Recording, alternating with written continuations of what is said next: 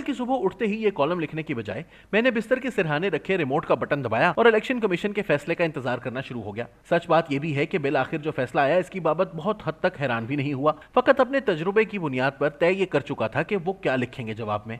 Election commission ने 8 बरस तक फैली तफ्तीश के बाद यह तय कर दिया है कि इमरान खान साहब मुख्तलिफ गैर मुल्की कंपनियों से आई रकूम के जरिए अपनी जमात को तवाना तर बनाते रहे। हमारे आईन और कानून के मुताबिक ये रकूम ममनुआ फंडिंग शुमार होती हैं। तहरीक इंसाफ को अब इलेक्शन कमीशन को कायल करना होगा कि मज़कूरा रकूम को बहक़ सरकार जब्त क्यों न कर लिया जाए। इस मौजू पर मजीद लिखने से कबल वाज़ेह करना चाहता हूँ कि मेरी ज़ाती राय यह है कि किसी भी सियासी जमात को कानूनी मुशगाफियों की बदौलत कालदम ठहराते हुए सियासी एतबार से बेअसर नहीं बनाया जा सकता।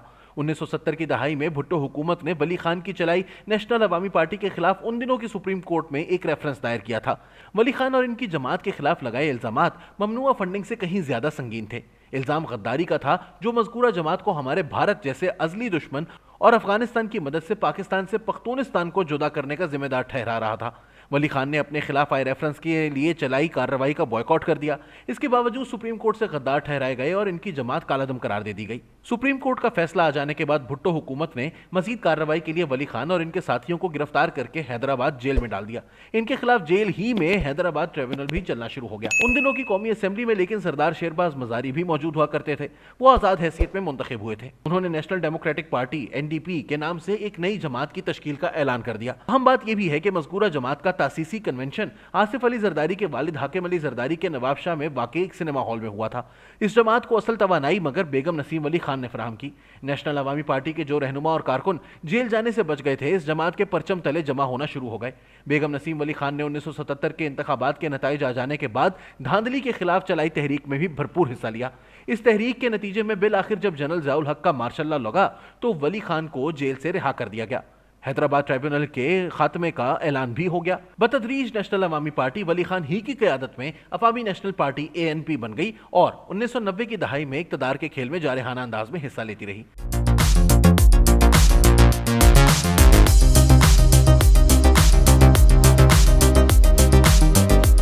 तारीखी तमहीद बांधने का वाहिद मकसद ये इसरार करना है कि वली खान साहब की तरह इमरान खान साहब और इनकी जमात को भी फ़कत ममनुआ फंडिंग की बुनियाद पर ही गैर मौसर नहीं बनाया जा सकता।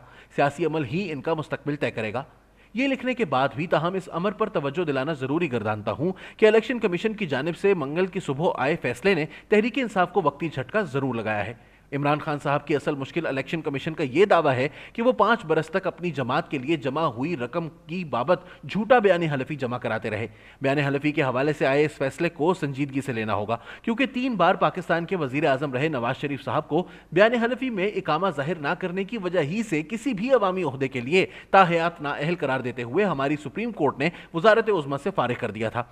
इमरान खान साहब इनके बरक्स सुप्रीम कोर्ट ही के हाथों सादिक और अमीन ठहराए गए थे। अब इन्हें अपने बयान हलफी का अदालतों में दिफा करना होगा। मज़कूरा पहलू पर गौर मुझे ये सोचने को माइल कर रहा है कि मंगल की सुबह आया इलेक्शन कमीशन के फैसले के बाद इमरान खान साहब और इनकी जमात वैसी ही उलझनों में गिर गई है जिसका सामना नवाज शरीफ और इनके वफादारों को अप्रैल 2016 में पैनामा दस्तावेजात के मंजर आम पर आने के बाद करना पड़ा था। अब की बार इमरान खान साहब की सदाकत और अमानत पर कई सवालात उठ चुके हैं। इमरान खान साहब के देरीना और जज्बाती पैरोकार गालिबन इस सवाल को मौजूदा हालात में खास अहमियत नहीं देंगे। इनकी बेनियाजी मगर एक तवील अदालती अमल की राह में रुकावटें खड़ी नहीं कर सकती जो इमरान खान साहब को अपनी सदाकत और दयानत साबित करने को मजबूर करेगा। आने वाले कई दिनों तक हमारा रिवायती और सोशल मीडिया भी इसी सवाल को टीवी और मोबाइल फोन्स की स्क्रीनों पर मुतवाज़ी अदालतें लगाते हुए उछालता रहेगा। मज़कूरा सवाल तहरीक इंसाफ की इस ख्वाहिश की तकमील में अहम रुकावट भी हो सकता है जो रवां बरस के अक्टूबर ही में हर सूरत नए इंतखाबात देखना चाह रही है ताकि इमरान खान साहब और इनकी जमात 2/3 अक्सरियत के साथ इक़्तिदार में लौट आए। हमारी अदालतें ही एक बार फिर सियासी अमल से मुख्तस सवालात तय करने को मजबूर होंगी। यह हकीकत 2011 से वतन अजीज पर मुसल्लत हुई अंधी नफरत व अकीदत पर मबनी तकसीम को मजीद गहरा और जारहाना बना देगी।